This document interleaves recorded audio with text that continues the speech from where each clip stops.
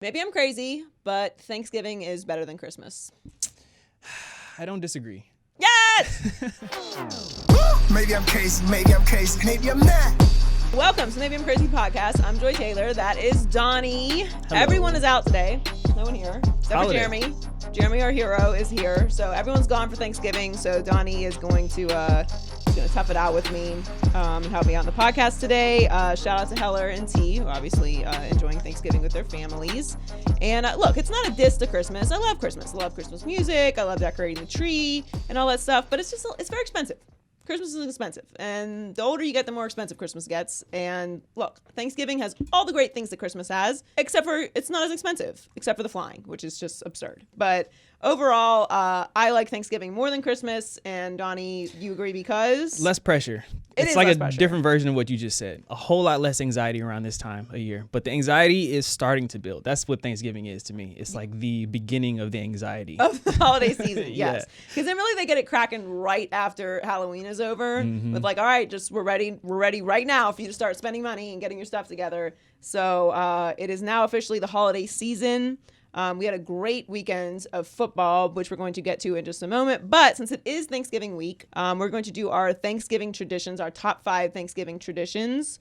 Speaking of that, like where the pressure starts, that's funny because that's like my number 5 on my list. So we'll start with my list. My number 1 favorite thing about Thanksgiving is not cooking. I can cook, but there's no space to cook. Like my mother just takes over the entire kitchen, and then my sister comes over, and the two of them are like Tasmanian devils, just running around, and like you can't get in and do anything. They ask you to do something, and then they don't like the way that you're doing it, so they make you stop and finish it. It's just obnoxious, which is why actually I'm a great sports fan, because my mom never really bugged me to help her cook for Thanksgiving or any holiday for that matter, so I just get to sit around and watch football, which is wonderful. I do, however, contribute by cleaning everything, so they don't have to clean.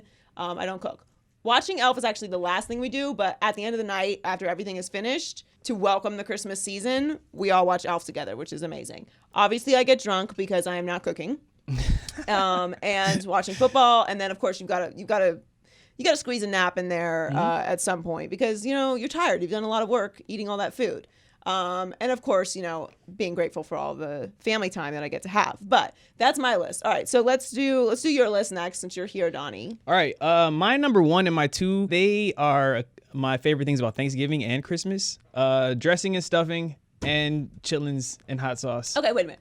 Let's stop for 1 second. First of all, your favorite thing about holidays is stuffing? I don't even eat stuffing. I don't even believe in stuffing. You don't? No. Remember we went over this with Brandon last year when we did the sides. But for real, that's like the number 1 holiday side. No, it's not the number 1 side. It's not even down. on my list for sides. That is a shame. I hate when people make me try their stuffing. Oh, you have to try your stuffing. It's the best stuffing. It's true. Wet bread. Not everyone's stuffing is the same. Not every stuffing is created equal, but there are special stuffings out there, and you just haven't come across it. Or dressing. Yeah. I've never had chitlins before. I've never had the honor. You haven't. That's a tough one to jump into late in age. I grew up drinking. I grew up eating chitlins, and I don't know if I didn't do that, if I would like just start eating. Just try. I feel like I need to try it in my lifetime, like for cultural purposes. Yeah. But I do think it. I mean, look, like mentally, I can get over it. I eat lots of crazy stuff, so it's not that. I just haven't like. I feel like that's something you can't just go get. Like you need to have them properly prepared. Yeah. You have to have somebody who's been making it for years. Yeah. And they have their own way of doing it. Okay, and, so what else is on your list? The Lions throwbacks. I think they're my favorite jerseys in all good. of sports. They look so good when they lose. Leftovers. I'm not a big leftovers person in life, but Thanksgiving is the exception.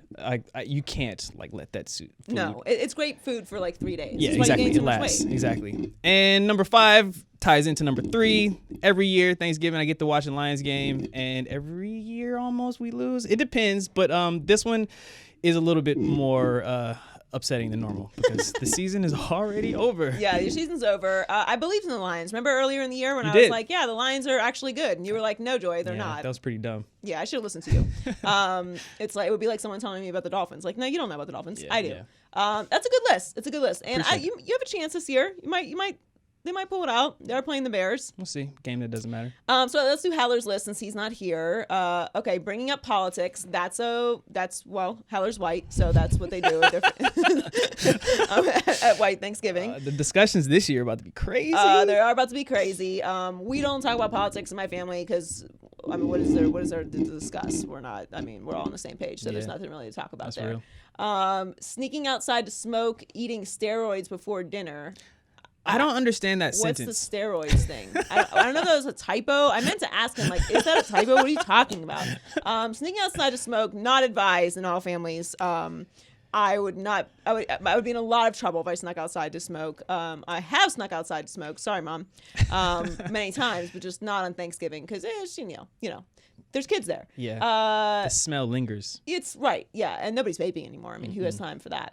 Football, obviously, on everyone's list. Late night bar hang with close friends. That depends on where you live, obviously, because some places it's not safe to go to the bar. That is very true. On Thanksgiving, but it is nice. That I feel like this weekend, like I'm going back to Pittsburgh. Definitely going to spend some time with like Pittsburgh friends and people I haven't seen in a long time. And it's like that's what you do in Pittsburgh. It's bars. There's not. I mean, there's clubs in Pittsburgh, but I'm not doing that. But saying things we're thankful for. That's very nice, Heller. That's classy. That's nice. That is classy. All right, let's do T's list real quick. Cooking and cleaning. Okay, well, T's a beautiful lady, so I can see T working her way around the kitchen and making everybody some good food. And football, obviously. Yep. Celebrating Grandma's birthday. That's so nice that her birthday is on Thanksgiving. Happy birthday, Grandma. Yeah, happy birthday, Grandma. House hopping, queen of the to-go plates. That's effort. So she stacks up her leftovers. That's Yeah, multiple I mean that's options. smart because then you can get some. Because everybody's house is like one random dish. It's like exclusive to their Thanksgiving stuff. So that's cool. But that's like again, what part of the country you're in will determine if that's even possible. Like it's supposed to snow in Pittsburgh, so I don't even know if anybody's gonna be leaving. And then go to the movies. Okay, Queen and Slim this year. I do need to see Queen and Slim. I've heard great things. I will be seeing it. We stay home and watch movies. Obviously, we watch Elf, but that's a good list too. Yeah, So strong. everybody has their little traditions. Share yours. We're gonna post these and let us know what you like. What With it or quit it. With it, quit it. What? With it. We about to turn up in this bitch. All right, Donnie, what am I winning or quitting today? Thanksgiving football begins where it always does, in Detroit. Hey, Mama. Oh, This year, the Lions are even worse than normal, and the Bears still have Mitchell Trubisky as their quarterback. Joy, this game is cranberry sauce. With it or quit it. Oh, I hate cranberry sauce. Most people do. Brandon posted a video from Barstool Breakfast with like this nice plate of Thanksgiving food, and then he slapped a big plop of cranberry sauce on it. It was like inedible. Just ruined the plate. Trash. It's trash now. But I'm gonna quit it. I actually am interested in this game.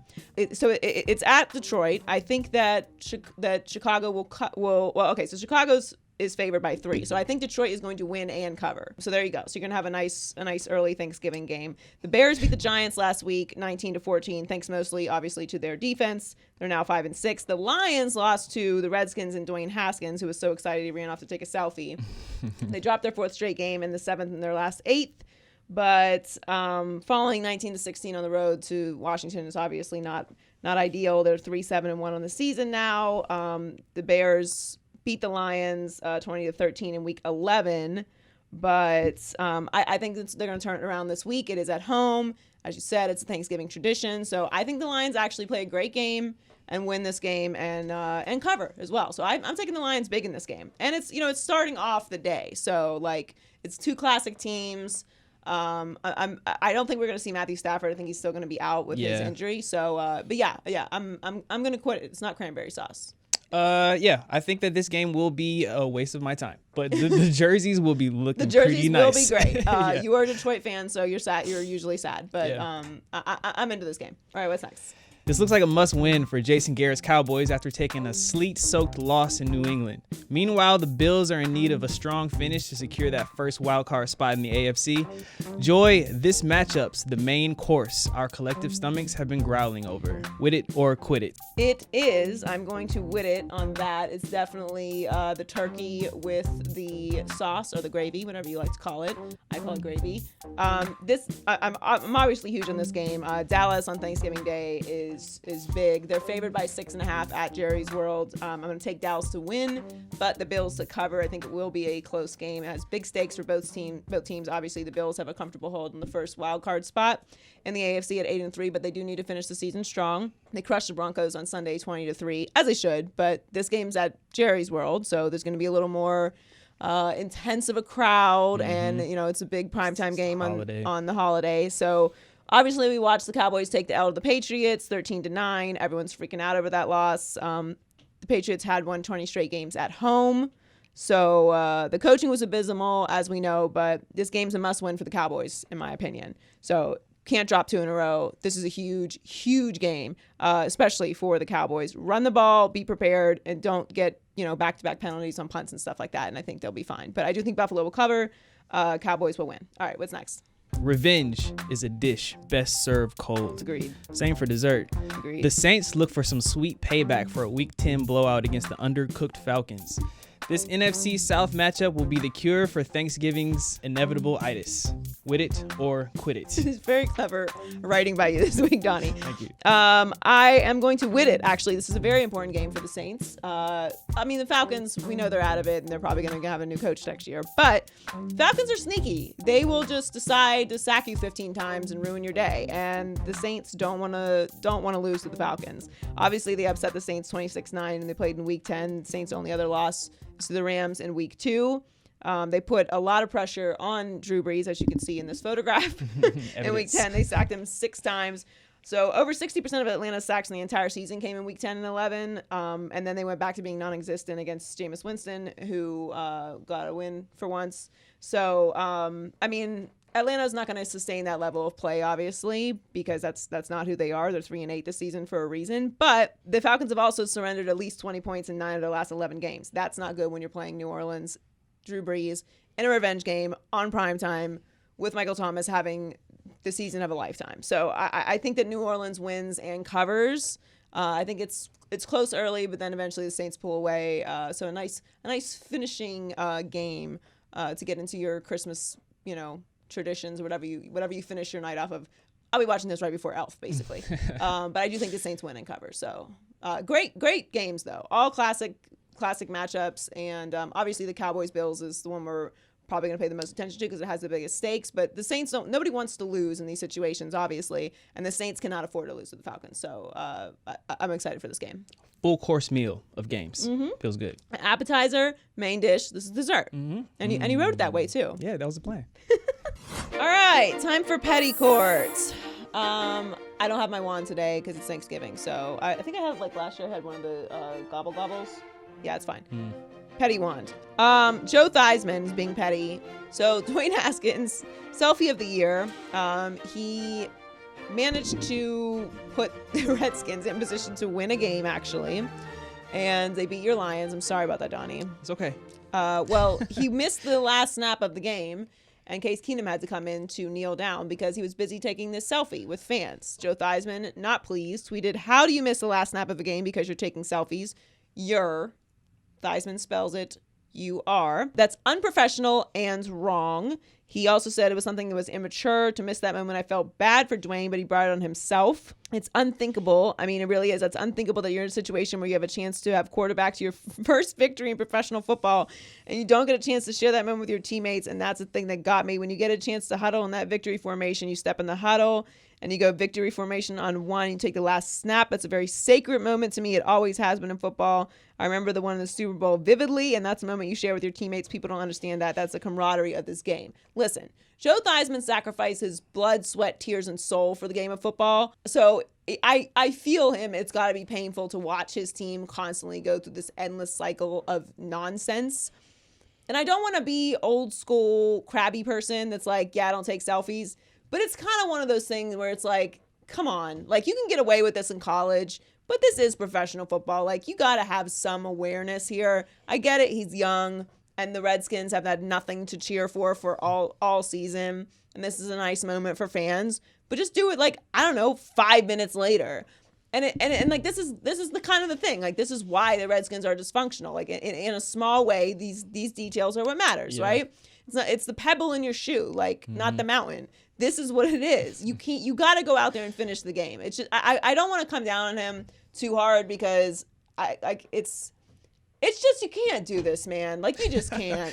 You can't. You're disappointing Joe Theismann. Yeah. You know what I mean? You're wearing his jersey number. Yeah, he brought the jersey out of retirement for you to wear, and more importantly, you've been awful all season. And you beat the Lions. And you didn't even beat the Lions. The kicker beat the Lions. Yeah.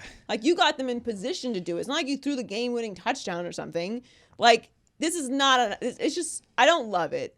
I don't love it. I'm sure learned his lesson. And again, I'm trying to not be that guy, but I guess I just have to be that guy. Like, how did you feel about it? I couldn't help but be like, dude, come on. It's embarrassing, but from the fans' perspective, it's pretty dope that he got Dwayne Haskins to come over and take his cell phone. Yeah, no, from the fans' perspective, I totally get it. I don't blame the fans at all. Of course. Obviously, you're going to ask him for a selfie. Like, you don't know unless you ask. And he got what he wanted. And he got it. I mean, yeah, like, I get it from the fans' perspective, 100%. Yeah. They've had nothing to cheer for, nothing to be excited about all season long. They're fans, of so course. Amped. Yeah. I mean, look at his face. He's so happy. The guy next to him's happy. You don't even know if he knows him. You know, the lady in the back's trying to get in the picture. You know, these kids are loving it. Everyone's happy. It's a wonderful moment. Yeah. He's happy, except for the game is still going on.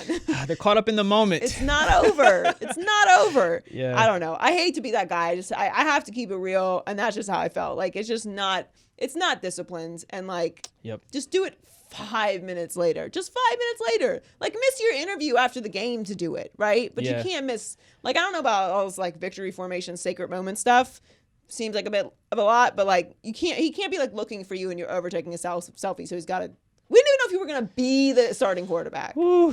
This is such a 2019 story. It's such a 2019 problem. I'm so ready for the new decade. Yeah, let's get into the 20s. Okay, honestly, hasn't 2019 felt like the longest year of all time? It has. Or is it just me? Because this year will not end. Nah, I think a lot of it's had to do with politics, though, to be honest. Probably. Yeah. Whatever it is, I'm ready. I am ready for the new energy of 2020. Let's get it. This is so a 2019 problem. All right, time for high key, low key. High key, the Patriots' secret formula has been revealed. Low key, it sounds miserable. Yes. All season long, we've heard about how terrible the Patriots are. That's a lie. How bad their offense is. Okay. That's a lie. And they keep winning. Well, Gronk talked about the Patriots mentality. He's been spilling the beans on Fox. Doing a great job, by the way, Rob. And basically, he just said the mentality in New England is that you're just never good enough. You know, it's crazy. They're 9-1. He's so frustrated, too. And it's like, yo, like, you guys are 9-1. That's the one part I don't miss about being there, hands down. I'm not going to lie. I don't miss that. You're frustrated. They're 9-1. They win a game last week versus Philly. We lost to them in the Super Bowl 2 years ago. They should be happy. Instead, you're sitting there Sunday night like, what did I do wrong? Like, no, that's not the feeling that you should have. You should be pumped about the win. So I understand what he's saying. Like, they beat the Eagles, and they weren't happy with the way they beat the Eagles. It's not good enough for them to just beat you. They have to take your soul and crush it and squeeze the juice out of it in front of you and then feed that juice to your mother.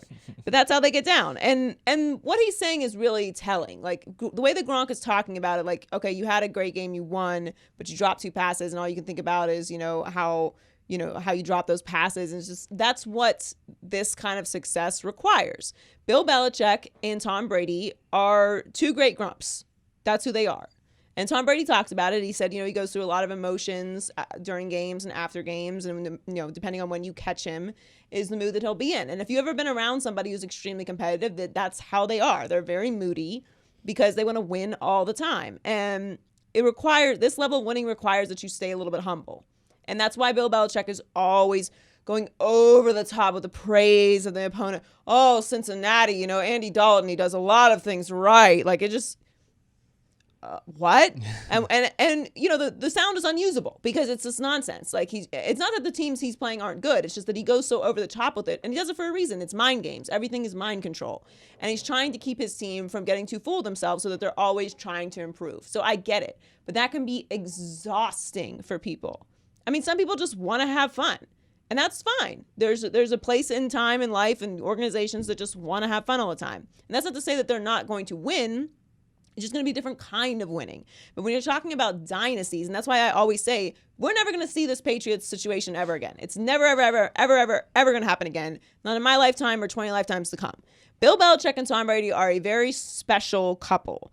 They understand each other. They believe in the same things. Now, obviously, they're 2 very different guys, but their mentality is the exact same. Gronk talked to Colin about it, told him, when he first got to New England, he thought Brady was mean, but it really was just that Brady doesn't have time for nonsense. He wants to make sure that you are doing your job. There's a time to have fun and there's a time to do your job. And if you're Bill Belichick, there's never any time for fun, except for like once a year we get a random picture of him having a scotch. Okay. And it's fun cutting his sleeves. Yeah. He loves it's his favorite pastime. Yeah. To cut up clothes. He takes joy in Does that. he know they make clothes that have seams at the end of them? He doesn't care. He like even the shorts. Everything is cut. I don't get it. Whatever. He likes it where he likes it. I don't. He's good with the scissors though. I'll give him that. Good at coaching football and good with scissors. Straight lines. Yeah, he does. But this is what it is. Like, and if you think about dynasties in general, I'm trying to like think of another football dynasty that was really fun, or just a dynasty in general that was really fun. We were talking about this yesterday. I mean, you have the Showtime Lakers. Obviously, it's Magic, Pat Riley. I mean, dude's name is Magic. Okay. This was a very unique situation. It's also the NBA, so it has more of an individual feel to begin with. Yeah. You're in LA. You know, this kind of style of play I don't think would work in every single city. And I mean, so that's a fun dynasty. I don't think that would work with football. And the closest thing to it, I guess, would be the 49ers and, you know, Jerry Rice, Joe Montana. And I wouldn't characterize Jerry Rice or Joe Montana as over the top flashy, like big personalities for sure, but I wouldn't compare them to Magic and the Showtime Lakers. They just had like a bit of a cool factor to them. Yeah. It wasn't so over like immensely serious and, you know, Lord Sith the way that Bill Belichick is. But Bill Belichick and Tom Brady have won 6 Super Bowls. So while those other two dynasties are great, like, are they Bill Belichick and Tom Brady? And they very well may win another one this year. So or next year. We don't know when Tom Brady's going to leave us alone. So in order to stay at that level, and I will say, like, for all the talk about like the Showtime Lakers, like Kareem is a very serious person. Magic Johnson is a very fun person. He's also very, very serious when it comes to basketball. And Pat Riley is the godfather. So for all like that Showtime stuff, like they're very serious when it comes to competition and basketball. And that's obvious to anyone who has followed any of their careers. So again, while it's still like fun, it's not like crushing beers off our forehead fun. Right. They got to work. Right. Exactly. So that's exhausting for people. So this level of success requires a certain formula, which can be like, okay, you had a great game, but you messed up here, here, and here. Like, you need to focus on that and not get too high on yourself. I get it. And this is what I always say about the Patriots. It's why I think it's completely silly that they talk about how bad the Patriots are this year. They're not bad. They're the same exact team that they've been all these years. Okay, they're missing Gronk. That's not news to them. They've not had Gronk all season. They're 10-1. There's no Michael Jackson without Joe Jackson. Well, there's a lot done back there, Donnie. All right, who's next? High key, the Cowboys are going to move off of Jason Garrett.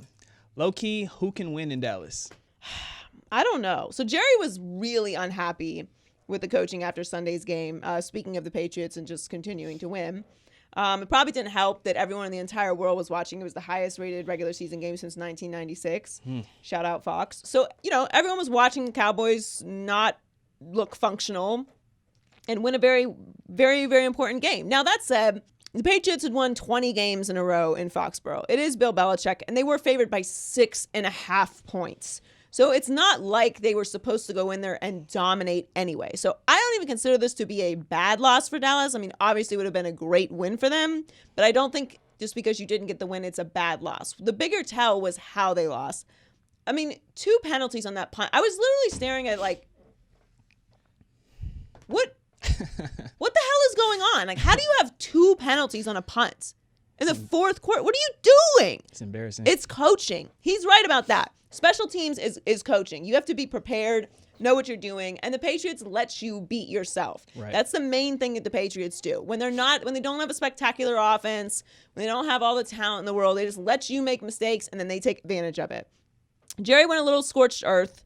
And it seems kind of like he's laying the groundwork for a Garrett firing, which there was some talk about Garrett moving on last year. It spilled over into this year. I don't know necessarily what will keep him there, but not running the ball on key third downs in a monsoon, not great. Again, the penalties. But here's the thing. Say they fire Garrett, all right, who, look, I don't think is a great coach, but I do think he fits what you need to be in Dallas. Players seem to like him. He does run a very functional organization. They're not dysfunctional whatsoever. But they do need to take a step up, right? Like, there's Super Bowl expectations for the Cowboys. Although I don't know why, because they haven't been to Super Bowl in like 20 years. But apparently that's like the standard there. Ask Pittsburgh what they do. We have actual standards. I don't want to talk about this year though. It's something's going on. But anyway, what's the last great Cowboys coach they had? Because they haven't had many coaches, right? Jimmy Johnson. What is Jimmy Johnson? Who is Jimmy Johnson? How would you describe Jimmy Johnson aside from having the best hair in television? He's aggressive. He is a communicator. He has an ego. He's a player's coach. He's dynamic. He's detailed. He's a boss. Jason Garrett's the opposite of all of those things. Maybe a coach's coach, a player's coach a little bit, but you would never even compare Jimmy Johnson and Jason Garrett. The only thing that they have in common is they both were the coach of the Dallas Cowboys. Like, that's the only thing they have in common. So what exactly does Jerry want? Because he fired Jimmy Johnson, who was the last coach to win them a Super Bowl. Now he's probably going to fire Jason Garrett. It's what it looks like. So what does he want? Lincoln Riley? Okay, if Lincoln Riley wants an NFL job, which he very well may not, because he might just be cool making the money he's making, not having the pressure of being the Dallas Cowboys coach or any NFL coach for that matter, whether it's a good job or bad job in the NFL. And this specific job requires that you be submissive to the owner in a very public way. All coaches have to answer to the owners, unless you're the Packers coach and you have to answer to Aaron Rodgers. But every other team, you have to answer to the owner in some way. But it's not like it is with Jerry Jones. Right. Jerry has a regular radio show. It's Jerry Jones. You're not telling Jerry Jones what to do with his organization. It's the Dallas Cowboys, the most visible organization in all of sports, most profitable organization in all of sports. It comes with a whole different level of pressure and expectations. And again, I don't know why Super Bowl expectations are the thing, because they don't go to a lot of Super Bowls, and not as of recent, not in the past couple decades. But I do understand, like, they need to take it to the next level. They have a young team. They have the talent. They spent the money. They're going to spend the money on Dak. So it's a good situation to walk into if you're a coach. But who's good enough to coach there? Do you want somebody who's going to listen to everything that Jerry Jones and the Jones family says? Like, in one way or another, you're going to. Yeah. So if you're somebody like Bill Belichick, would never work there. That's not the thing. Like, Bill Belichick does have to answer to Bob Kraft. But it appears they have a very workable situation where Bob Kraft makes all the football decisions. Jerry Jones is making some football decisions. You have to let the coach be the coach. Look what's happening in Cleveland. And I don't want to compare Dallas Cowboys to Cleveland Browns. I would never disrespect. But you're about to do it. I'm going to do it because this is what I'm saying. Like, you can't hire somebody who you can just move around and, like, mind control. Mm-hmm. And somebody who's going to be aggressive and make aggressive millisecond coaching decisions has to have full confidence that they have the ability to make those decisions. And Jason Garrett does not have that. So you can't pick and choose. Like, to me, you get an aggressive coach who has his own style, who has his own vision, and allow him to do what he does, allow him to develop, and allow him to have ownership of the team, which I don't think will ever happen in Dallas. Yeah. Like, Dallas feels like that guy who's, like, in his mid-40s, who's never been married, that's like, yeah, no, I'm just looking for the right girl, you know? Oh, yeah, I dated Stacy for, like, 4 years, but then, you know, I just noticed that her left toe was, like, a little off. I just can't have that. I'm, you know, I just got a new house, so I feel like, you know, I'm ready to settle down. And you're just looking at him like, you're not perfect. Like, you have to make some exceptions here. You're going to have to give a little. It's called compromise. And I just don't think that's happening. Now, Jerry Jones does have a little bit more of a house. It's Jerry's world. So, you know, I don't really think he's going to be bending flexible a lot. But to me, like, the difference is he runs a functional organization where the Cleveland Browns obviously do not run a functional organization, but it's the same premise of, if you're going to bring somebody in who's a respectable coach, who has a vision, you have to allow them to do that. And someone like Lincoln Riley, who's wanted by everyone in the league, who may not even want to go into the NFL, while this is a great job that you certainly have to consider, are you going to be able to be successful there? Because you're going to have to answer in a public way to the owner at all times. And I don't think, like, they're very loyal as far as they're not going to fire you right away. Yeah. Like, Garrett's had 10 years, but I don't know who that person is. I don't know if that person exists, because that's a lot of compromise while also trying to maintain your vision and control over the team. And I don't think they're going to get it. Loser power rankings. These are the losers of the week. All right, losers. First up, we got the Philadelphia Eagles. Ugh. Eagles are in big trouble. Oof. Do you remember when I said they should have kept Nick Foles and everyone was like, ah? I do. Well, Wentz is struggling big time. I understand they're playing without a lot of their starters, but this is not good. He ranks 30th in yards per attempt this season, 21st in completion percentage. The offense is 23rd in passing yards per game. In the last 2 weeks, he fumbled a total of 5 times and was responsible for 5 turnovers, 2 interceptions, 3 lost fumbles, and they're now 0-3 in games which he has had multiple turnovers this season. Ugh. There's a lot of other really bad stats he has out there, including the amount of drops that he's had this season by receivers, which is tied into a little bit of mistrust from the receiver and from him to his receivers because they've had some injuries. Obviously, Deshaun Jackson is out. But yeah, the Eagles should not be this bad. And I'm not saying that Wentz isn't talented, but I also want to get into the territory where we can finally have a real conversation about, okay, maybe someone is talented, but they're not right for this particular system. And I know it's kind of impossible for them to move off of Carson Wentz, but I just feel like this is one of those situations where, like, you can't win for trying. Like, they couldn't keep Nick Foles. Obviously, I understand that. And whatever happened to Nick Foles in Jacksonville is what happened. But sometimes you just have, like, lightning in a bottle and you got to roll with that. So, and they chose not to. And I don't know. I don't know what's going on with Carson Wentz. It's not good, though. And I don't see it with the Eagles. It's bad. Those numbers are awful. All right, who's next? The Oakland Raiders. Oh, Raiders, why you do it to me? Why? This was so bad. Ooh, the Jets. Ugh, the Jets. To the Jets. Freaking Jets.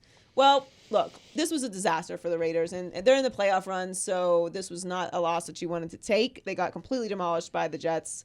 They needed that win. But that said, the Jets have won 3 in a row, and they play the Bengals and the Dolphins in the next 2 weeks. So they could very well go on a 5-game winning streak, which is really telling about the Jets, because the one thing I wanted to see with the Jets this year was Sam Darnold take a step up. Mm-hmm. And if Adam Gase is really the guy, develop Sam Darnold and get this team rolling, which he seems like he's been able to do. Obviously, Sam Darnold getting the kissing disease in the beginning of the season was not ideal, but he overcome that sickness. And now they're looking great. Le'Veon Bell's looking good. I like what the Jets are doing, and I hope they continue. I mean, I hope they don't get a win over the Dolphins, obviously, but like get a win over the Bengals. And then just keep doing what you're doing. The Raiders will get back on track. I mean, they've had to play the stretch of games that they've gone on. It's like this was a fatigue game. Like I think that's what John Gruden said, and that makes sense. It's not excusable, but they couldn't do anything right. All right, who's next? The Green Bay Packers. Oh, what a stinker! I'm so disappointed in the Packers. First of all, this is not the game we deserved. All right. No. I mean, we cleared our schedules. We were prepared to sit down and be entertained with good football, and it was an absolute ass-kicking. You cannot get embarrassed like that on national television. 37-8. Oh, man, that's bad. It was atrocious. It was atrocious. And it's telling for the Packers. Like, I don't think I learned anything about the 49ers except for they're, like, really good, which we already knew. Yeah. It's all about the Packers. Like, they have a good defense, but they're not there yet. If you push them around, if you're physical with them, it's a wrap. This was a disaster of epic proportions for the Packers. Couldn't lose this game, and certainly not like that. They needed to go in there and get a win. Just super disappointing. And it was unwatchable. They did not show up. No, They didn't come. Yeah. They just stayed at home. All right, time for the culture reports. The AMAs was this week, and Selena Gomez opened the show. She got a lot of heat for singing off key. What do you think? Yeah, I think Selena is a good. She's a good vocalist. I don't try and get too crazy about how people perform at these things. Like, obviously, the best of the best are going to, perform at a high level at these things. Right. I'm not gonna lose my mind over Selena Gomez being a little off key. Like, not, no offense, I'm not rushing out to get Selena's new album. So like, Same. It's not like affecting my life if she doesn't sing off key. She looks cute and everybody loves Selena. So that's that. Yeah. That was kind of my thoughts on the Selena situation. And then also Taylor Swift broke the record for the most AMAs ever. She was 29, and she got the Artist of the Decade award. Look, here's the thing about Taylor Swift. Taylor Swift has some bangers, as we know. She's a very controversial artist, and she's swimming in controversy as we speak. I'm kind of on her side. I don't know all the details of the situation, but I feel like when people don't sell the masters to the artist when they are capable of buying them, it's kind of a little shady. Yeah. But that's kind of the industry, but it's also why there's so many protections in the industry now, because this has happened to Black artists for a very long time. So yes. That said, look, Taylor's a boss. Like, she continues to put out music. She has a legion of fans. I don't really have too many critiques of Taylor. And, she began what we now know. She began the era of Kanye controversy. Yeah, that was when she popped on my radar, and she's a superstar. Yes, that is when we just actually Kanye is in slight way responsible for her crossover. Mm-hmm. Not for her success, but for her Crossover. Okay? Yeah. That's a very, very different thing. Yes, Jeremy, thoughts? He made that girl famous. No, he did not make that girl famous. He did not make that girl famous. She is very talented, and there are not a lot of Kanye fans banging out to Taylor Swift, so she has her own fans. But he is responsible for her crossover. That is for sure. Lizzo, my favorites. I worship at the throne of Lizzo. She showed up in a beautiful orange dress and the perfect size purse. The best accessory, I think, of all time. Yeah, possibly. so Lizzo gets it in a way that most people can never understand, and her performance was incredible. She posted a really cool tweet about like how like her struggle and everything. I was with you early, Lizzo, just so you know. I've been on it. But yeah, I mean, it's true. Like that, people always say that like, oh, it's an overnight success. Like, no, man. Yeah. An overnight success is like 10 years of grinding in the making. It just means it happened for you. Mm-hmm. The difference between an overnight success and a non-success is the overnight success didn't give up. Just gotta believe in yourself. That's my motivational speech for the moment. Also, Post Malone. So Shania performed. I love Shania Twain. Everyone loves Shania Twain, and so does Post Malone. Post Malone was dancing, having a good time. I actually like Post Malone's new album. People love Post Malone. He looks dirty, but yeah, he makes music that the people like. He does make music that people like. I mean, I like his new album. Yeah, so he had like a funny moment there where he was dancing to Shania Twain, which I think is cool that we got some Shania too. And obviously he was jamming to Feel Like a Woman, which look, if you haven't sang that song, you're just not a real one. As a man, I have sang that song several times. Because it's a banger. It Yeah. absolutely is. Jeremy's shaking his head yes, because it totally is. And I like the performance with Ozzy Osbourne, Travis Scott, and Post Malone also. Tony Braxton. Holy shit, Tony. Living legend. I mean, where? Where you been? I was not prepared. Tony looks incredible. Yeah, First of man. all, she killed it. Obviously, Tony is like an all-time legendary voice. But she was like, these bitches. Mm-hmm. I'm gonna show up in like this and shut this down. I mean, she's got the sparkle on. She looks amazing. And then obviously I stand for Meg Thee Stallion. Gave a little freestyle outside in the parking lot after the events in her car. I love her and she looked amazing. I love Meg. I'm a fan too. Sorry, Janae, but if I like Meg Thee Yeah, Stallion. I mean, Meg is incredible, and I love the video of her and Sierra like twerking before the show. I always love all the people on Twitter that's like, oh, it's so classy, like oh, you don't get it. It's cute though that you don't get it. They're amazing, both of them. Sierra looks amazing too. All right, thanks Donnie, you did a great job today. Thank you Jeremy for hanging with us as well. Shout out to T and Heller, weren't in today, but happy Thanksgiving everyone. Enjoy yourself, enjoy the games, be safe, don't drink and drive, drink at home, fight with your family about politics if they say something stupid. Stick up for what's right. Yeah, stick up for what's right. Let them know what's going on. We can't relate to this. We don't argue about politics in my house. But if you do, let them know it's worth it. That's what holidays are for. And enjoy yourselves. We love you. Thanks for watching. Make sure you follow on all our pages at Maybe I'm Crazy Pod, all our social pages. We're on the iHeartMedia app, SoundCloud, Spotify, Apple Podcasts, and YouTube. So go subscribe, and we will catch you next week. Bye. Maybe I'm crazy, maybe I'm not.